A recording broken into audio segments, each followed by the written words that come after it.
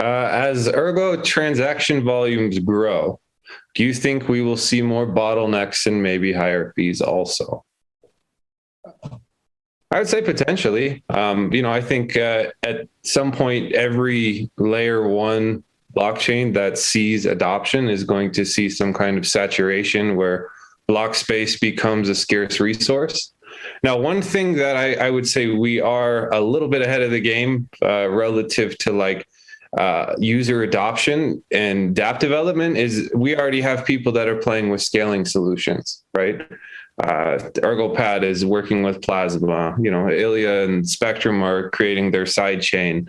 Even GetBlock, a mining pool, is starting to plug in those scaling solutions. Now, will that offset, some of the pressure and give us extra runway before we hit some saturation point?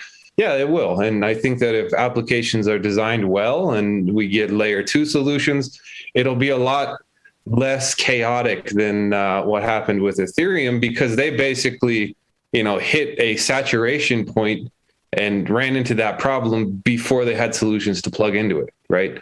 And so it was one of those things where there's a million people on a small bus, and then you get kind of the bidding war for gas fees and block space. And, we saw a bunch of crazy fees in this last cycle. Luckily, being that we are younger and the technology is more mature, I don't think we'll run into the same situation. But I do think that as things become more congested, we probably will see some higher fees. But it's relative. You have to look at what they are now, and it's nothing. What's your take, Ilya, Dan? Well, so I'm directly, actually, kind of directly in the line of, well, I don't want to say fire here, but just in the line of action, because of what we're doing with the Palmyra Comdex, which is reliant on a business model built around current NFT minting fees and current transactional fees in Ergo.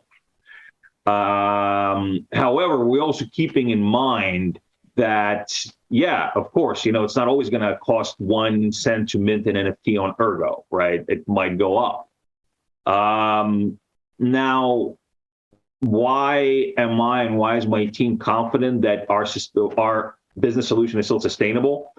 Because of what you just said, Joe, what Joe just said, and that we're already getting ready for that right now, right? We're already getting ready to be able to scale as it goes up. So, yeah, if Palmyra brings a million transactions to Ergo, several million transactions to Ergo, we're gonna have to mint, like 10 million NFTs or something like that. Probably some people are gonna start like, maybe we should charge a little more for those things.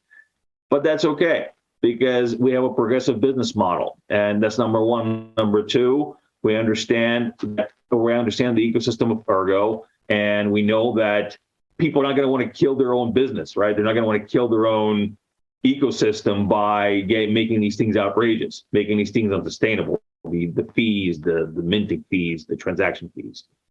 So bottom line here is that because of the way the ecosystem is being built up and bootstrapped right now for that kind of growth, gives me and my team confidence that we can build a sustainable business model around that. What's your take, Ilya? Yep, I agree with your points, actually. The good thing is that we can see the situation in other platforms, other blockchains, and many projects already preparing their solution to the day when there will be many transactions in the Ergo network, and the throughput will be lower for applications.